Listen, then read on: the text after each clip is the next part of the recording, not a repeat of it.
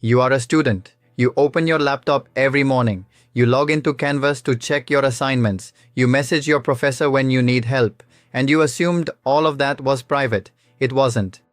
Canvas is the platform used by 41% of all universities in America. That is not a small number.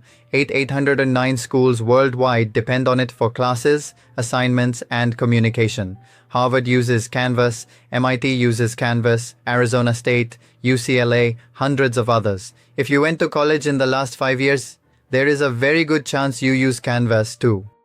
On April 25, 2026, a group of hackers broke into Canvas. They were inside the system for 4 days before anyone noticed. 4 days. In that time, they moved quietly through the database, taking everything they could find. When Canvas finally detected them, it was already too late.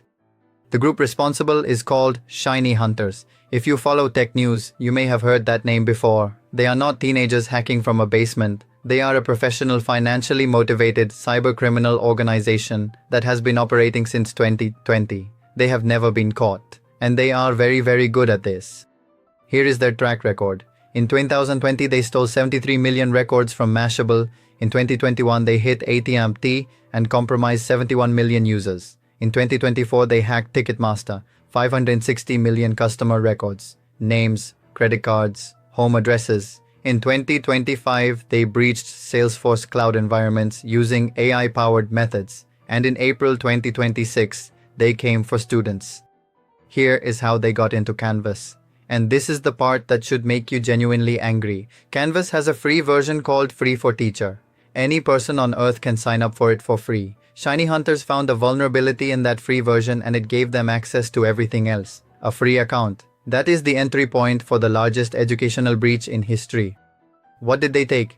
In their own words, 3.65 terabytes of data. To put that in perspective, one HD movie is about 4 gigabytes. 3.65 terabytes is the equivalent of 912 HD movies. But this was not movies. This was 275 million people's personal information, names, email addresses, student ID numbers, and billions of private messages. Let me say that again because it deserves to sink in. Billions of private messages between students and their professors. Messages asking for extensions with embarrassing excuses. Messages complaining about grades. Messages explaining personal situations, medical issues, family problems, mental health struggles. Everything you ever typed on Canvas to a professor, gone. Now let me tell you about the ransom note. On May 3rd, ShinyHunters posted their demands publicly. They said, "We have 275 million records and billions of messages. Contact us before May 6th or we leak everything. We will cause digital problems that will come your way." That last phrase was a direct threat to individual students and teachers, not just to the company, to the people whose data they were holding. Canvas's parent company is called Instructure. Instructure reviewed the ransom note, and on May 6th, they said no. They told the world the situation had been resolved. They had put in patches, rotated credentials, brought in security experts. They believed the threat was over. ShinyHunters had a different opinion. On May 7th, one day after Instructure said everything was fine, ShinyHunters attacked again. They defaced the login pages of 330 universities and schools. Not one or two, 330. Students trying to log in to study for their finals saw a black screen with a ransom message instead. At 330 schools, simultaneously. Arizona State University was one of the hardest hit. Students could not access their coursework. Exams were disrupted. End-of-year celebrations, graduation activities, and final project presentations had to be halted. Some colleges were forced to cancel exams entirely. Think about what that means for a student who spent months preparing. 4 years of work leading up to one final week, interrupted by a hacking group demanding money from a software company. This event is now officially confirmed as the largest educational data breach in human history. The previous record was a 2022 attack that exposed data for 820,000 students. This one affected 275 million. That is 335 times larger than the previous record.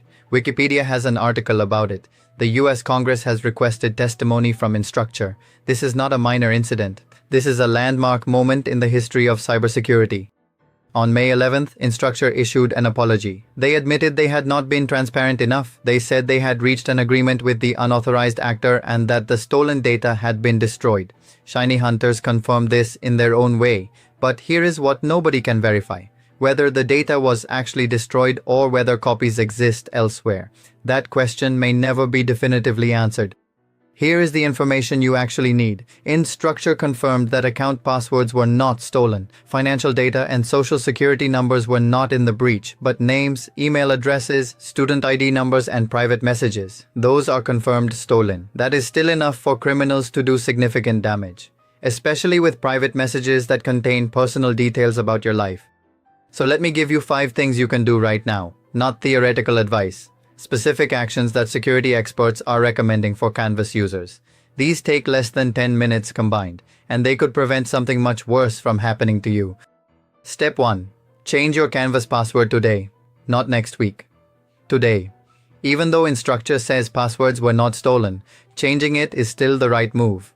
Use a strong, unique password that you do not use on any other account. A combination of letters, numbers, and symbols. Not your birthday, not your name, not your pet's name. Yes, they likely know your pet's name now. It was probably in one of your messages.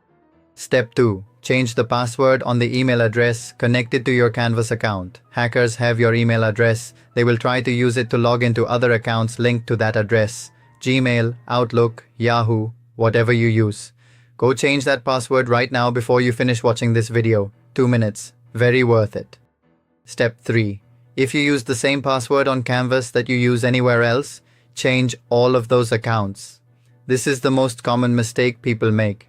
One password used in 10 places means one breach gives access to 10 accounts. Your email, your Instagram, your bank app, different password for every account every time. Yes, it is annoying. A password manager makes it easier, but the alternative is much more annoying. Step 4. Watch your inbox carefully for the next few months. You will likely receive phishing emails that look like they come from your university. They will use your real name because they have it. They will reference your student ID because they have that too. The email will look completely legitimate. It will ask you to click a link and verify your account. Do not click that link. Call your university directly and verify through official channels. Step 5. If you are a parent and your child uses Canvas, have this conversation with them today. The data stolen includes information from K-12 schools, not just universities. Young students are less likely to take security warnings seriously. Walk through the password changes with them. Explain what phishing emails look like. One conversation now could prevent a significant problem later. Here is the bigger picture. The Canvas hack did not happen because ShinyHunters is uniquely brilliant. It happened because a free account had a vulnerability. Because Instructure did not catch it for 4 days. Because a company that holds 275 million people's data did not have sufficient safeguards on a free tier product. The data of 275 million students was protected by the same level of security as a free demo account. That is not acceptable, and Congress agrees. The US House Oversight Committee has requested that Instructure provide testimony. They want to understand exactly how this happened, what the vulnerability was, how long it existed, what student data was actually taken, and what Instructure plans to do to make sure it never happens again. This hearing has not happened yet. When it does, the answers will matter for every educational institution in the world. I want to leave you with the most important takeaway from this story. The most dangerous hacks are the boring ones, not the dramatic movie hacking with green code and sunglasses at night. A free account, a vulnerability, 4 days of quiet access, 275 million people exposed. The systems that hold your most personal data are protected by decisions made by companies you have never thought about. And those decisions are not always the right ones. That is why this channel exists. Not to scare you, but to make sure you know what is actually happening with your data before it affects you, in plain English, without jargon. Did your university use Canvas? Drop a comment below and tell me. And if you learned something from this video, subscribe to Synth, because next week there will be another story exactly like this one, affecting someone you know, explained simply so you are ready.